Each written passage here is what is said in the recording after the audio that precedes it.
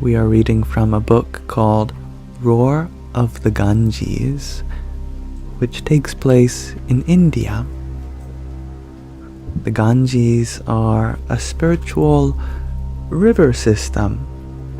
Well, they are a physical river system, but they are very spiritually revered. And on the banks of the Ganges are many ashrams. These are like spiritual hermitages to study the Vedas, humanity's oldest scriptures that are said to have been descended from the Himalayas, where the Ganges flows down. This book takes place from the author's perspective, Swami Tadatmanandaji. Swamiji has given his expressed permission for me to read this to you all, and we've made a considerable dent in this book so far, with only a third of it remaining. Before he was known as a Swami, a Hindu monk, his name was Mark.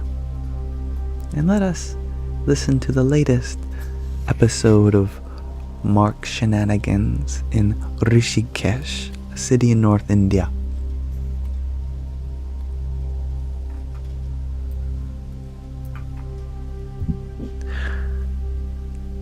Aye, Mark, please come in. I left my shoes on the veranda as my friend, Swami Prakash, welcomed me into his cozy room. It was no larger than mine, but his was packed with hundreds of books, stacked helter-skelter on rickety shelves. A coarse rug covered the floor, on which cushions were scattered about for sitting. Papers were strewn across a low table that served as his desk. Other books and papers were piled in irregular stacks on the floor. The spicy, sweet fragrance of incense permeated his room. In the corner near his cot stood a small table arranged as an altar. Images of Shiva, Ganesha, and Krishna were surrounded by fresh flowers. A brass Nataraja, dancing Shiva, stood in the center. Incense smoke curled around the figure's outstretched arms. I happen to have a Nataraja sitting next to me. To give you some feeling as to what Mark is describing here. It's actually a small version of the same statue that's in front of the Large Hadron Collider, that massive particle accelerator in Geneva, Switzerland. Shiva represents the personification of destruction, which is very fitting for a particle accelerator, sometimes also called an atom smasher.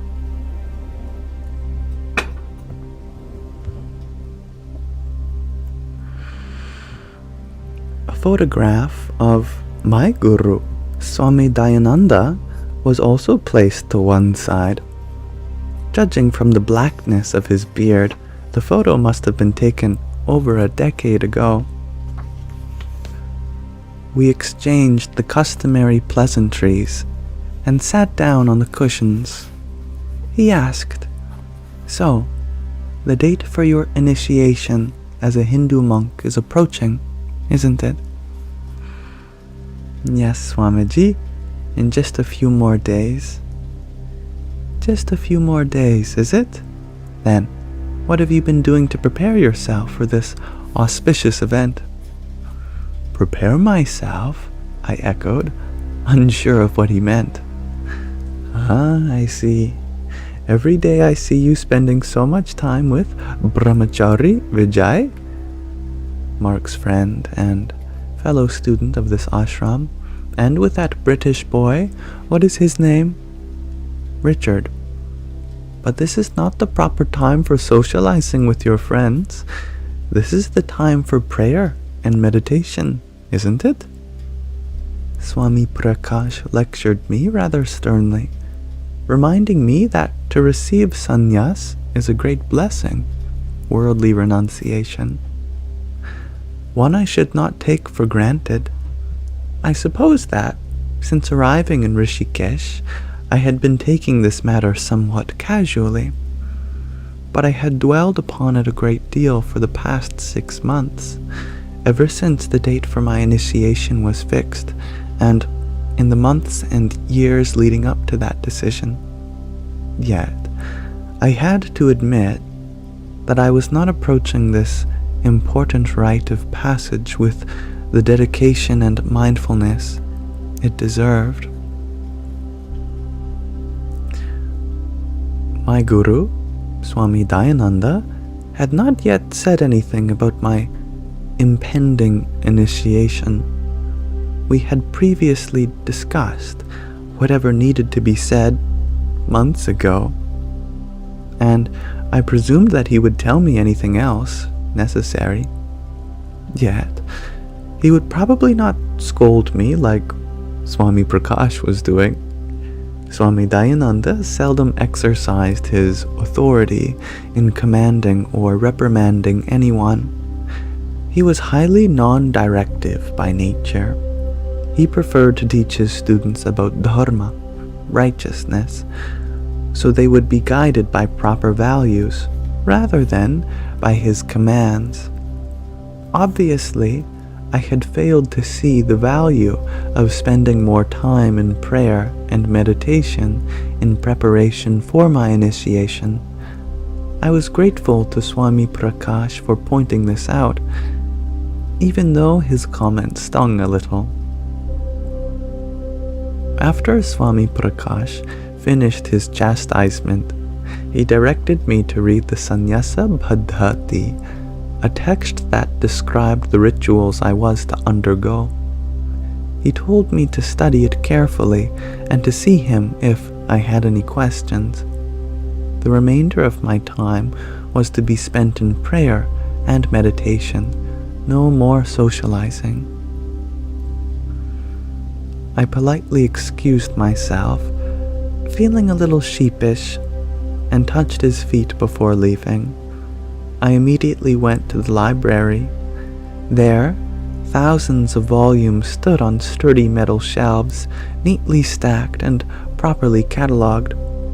This library had begun with a handful of books Swami Dayananda once kept in his simple hut. As the ashram grew, so did the library's collection. It now contains many rare, out-of-print Sanskrit books. I asked the librarian, a brahmacharini,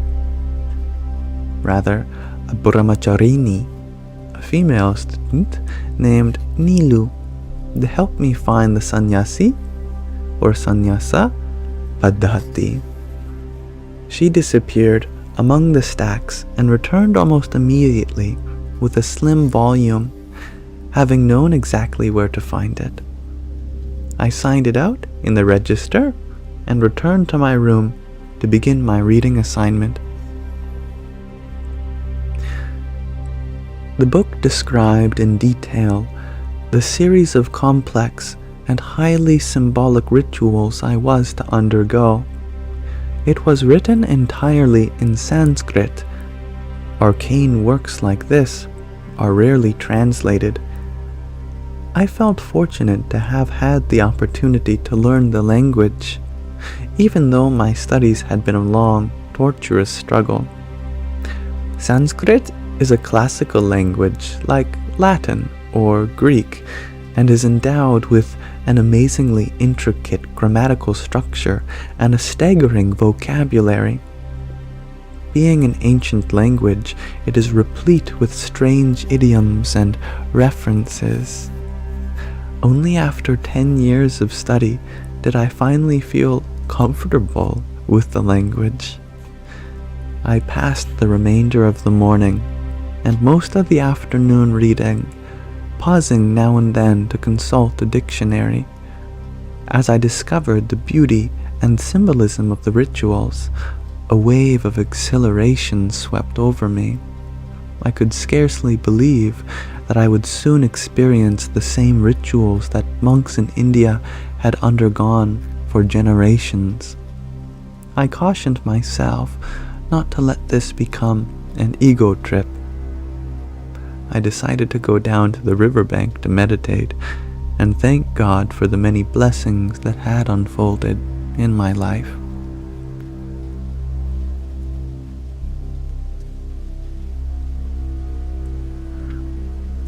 And with that, we'll pause our reading there for now, but I thank you all for listening. A lovely little section as we get closer and closer to Mark's initiation into Sannyas. Soon he shall become a sannyasi or renunciant. And his friend Swami Prakash has scolded him.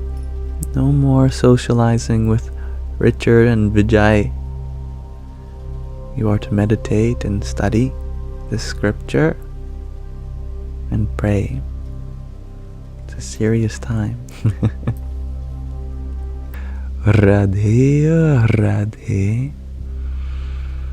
And Sky Guardian, you ask if I knew that Swami Tadatmanandaji, the author of the book we're reading, and your guru, in his 20s had hair like me all the way down his back.